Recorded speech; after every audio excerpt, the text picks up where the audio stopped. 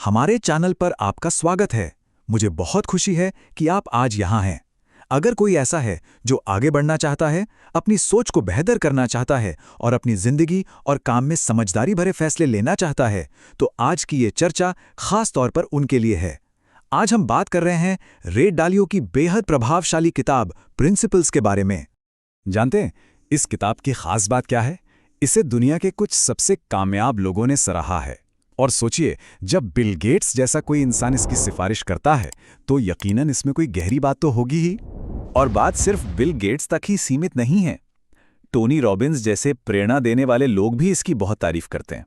तो जब इतने सफल लोग किसी एक किताब के बारे में इतना कुछ कहते हैं, तो मन में यह सवाल जरूर उठता है कि आखिर इसमें ऐसा क्या है। तो इन शक्तिशाली सिद्धांतों के पीछे जो इंसान है वो है रे डालियो। और सबसे दिलचस्प बात यह है कि वो खुद को कोई जीनियस नहीं मानते, बल्कि वो बड़ी विनम्रता से ये मानते हैं कि उन्हें अभी भी बहुत कुछ सीखना है। यही बात दिखाती है कि उनकी समझ किसी घमंड से नहीं, बल्कि अनुभव और सीखने की कभी ना खत्म होने वाली इच्छा से आई है। ये समझना बहुत जरूरी है कि ये सिद्धांत आए कहाँ से। रे डालियो के प्रिंसिपल्स कोई किताबी बातें नहीं हैं। ये सिद्धांत बने हैं दर्दनाक असफलताओं को झेलने और फिर उन पर गहराई से सोचने से। असल में उनकी सबसे बड़ी सीख उनकी नाकामियों से ही निकल कर आई है। ये तस्वीर इन डालियों के जीवन को देखने के तरीके को बहुत खूबसूरती से दिखाती है। उनके लिए सफलता कोई सीधी सड़क नहीं, बल्कि एक चक्र है, एक लूप है। आप बड़े लक्ष्य तय करते हैं, आप असफल होते हैं, फिर उस असफलता से सीखते हैं, एक सिद्धांत बनाते हैं और फिर खुद को बेहतर करते हैं। और ये चक्र हमेशा चलता रहता है।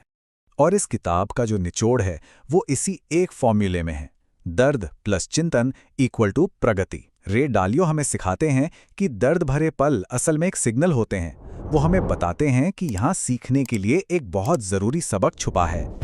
दर्द से भागने के बजाय अगर हम रुककर सोचें कि ये क्यों हुआ, तो हम असल में आगे बढ़ सकते हैं। तो चलिए अब किताब के कुछ सबसे जरूरी विचारों पर एक नजर डालते हैं। वो विचार जिन्हें जिंदगी और काम दोनों में अपनाया जा सकता है। ये वो नींव हैं जिन पर बेहतर फैसलों की इमारत खड़ी होती है। पहला सिद्धांत बहुत सीधा और सरल है, हकीकत को स्वीकार करना और उसका सामना करना। देखिए, जिंदगी हमेशा वैसी नहीं होती जैसा हम चाहते हैं। शिकायत करने के बजाय जरूरी है कि हम तथ्यों को देखें।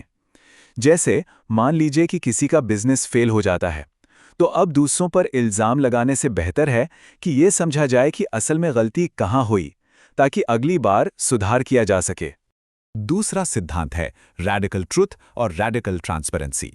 इसका सीधा सा मतलब है हमेशा सच बोलना, भले ही वो सच सुनना थोड़ा मुश्किल क्यों ना हो।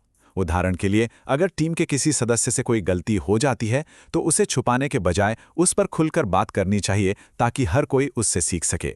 हाँ, ये मुश्किल हो सकता है, लेकिन लंबे समय में यही तरीका भरोसे और तरक्की का माहौल बनाता है।